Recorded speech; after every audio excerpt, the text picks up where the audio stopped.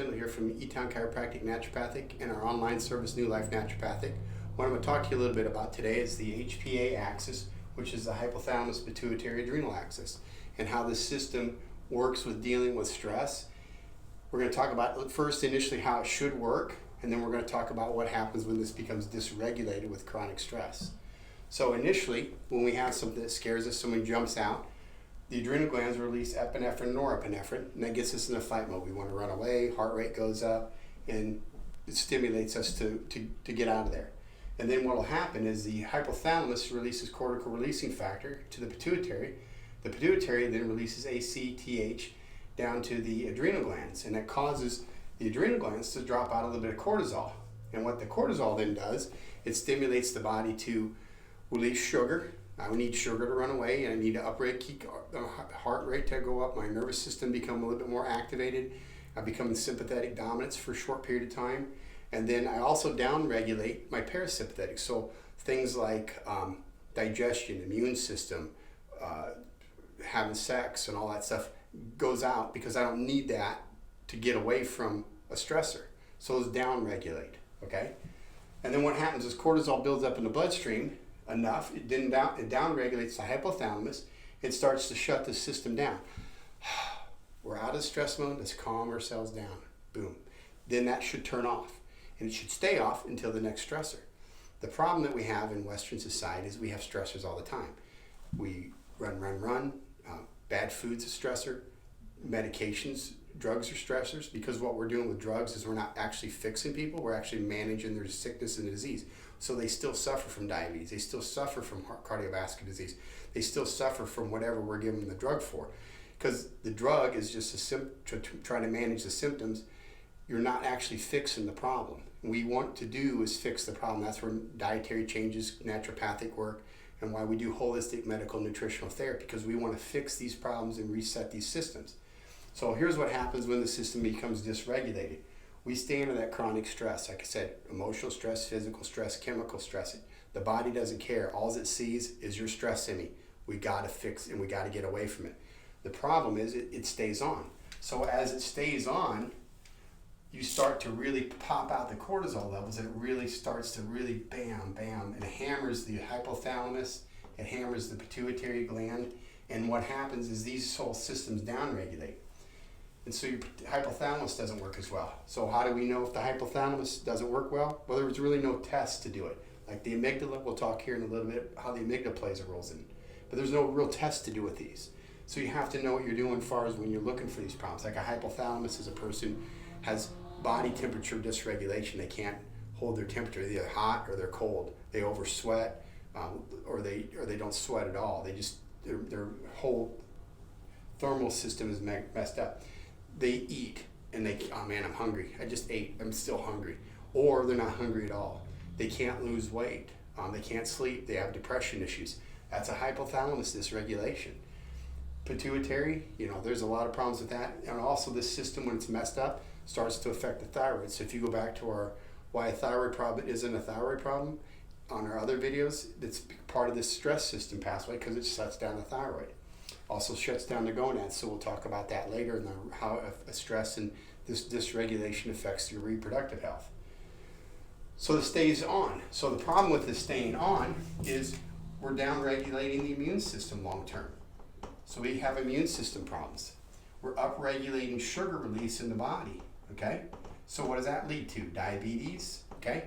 Also, this system staying on is what we call catabolic. It breaks the system down. So that's why you see people under chronic stress, their hair goes gray, their skin goes bad, their muscle mass breaks down. They start putting that fat around the waist and it can't get off and or through the buttocks because that's where they put the weight because of the stress hormones kicking out. This also leads to a lot of chronic inflammation. That's why a lot of times when we do this work, we'll use in either hemp oil or turmeric and omega-3 fatty acids to downregulate the inflammatory system because inflammation and pain drives this system also. So you have to address it from multiple standpoints. You can't just do one thing. And that's what we try to teach our patients. You got to change the lifestyle. You can't do foods that are processed and fake foods because they don't actually promote health. real foods don't have ingredient lists, and what I mean by that, steak doesn't have an ingredient list, vegetables don't have ingredient lists, fruits don't have ingredient lists. Stuff that the bigger the ingredient list that something has, the faster and the farther you need to get it away from you, because it creates sickness and ill health in your body. You can't rebuild your body from that stuff because there's nothing really in it. So this system drives. Now I'm going to go back to the amygdala here, because this plays an interesting role.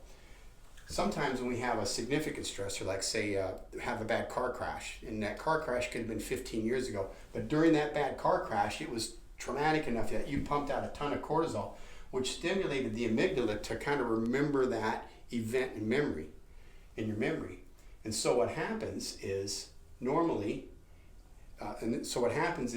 is you can 10 years later you hear the car's tires screech again, and you bring back that memory from that bad injury. And what happens is that's that amygdala kicking, and that stimulates the stress pathway, okay? But if this pathway stays on, high cortisol levels end up downregulating your dopamine. And dopamine is kind of your feel-good hormone. It's I need to get stuff done hormone. It's a good short-term hormone for, like say in football games, like we're playing, hey guys, let's rev ourselves up, let's get this thing done. And everybody's like, oh, let's get it done. That's kind of your dopamine kicking up. Let's get it done. And the dopamine downregulates the amygdala. So why is that important? If I've had a bad trauma in my life and I start having these little stressors that activate that amygdala then drives this system also, okay? So that's where the bad memories come from.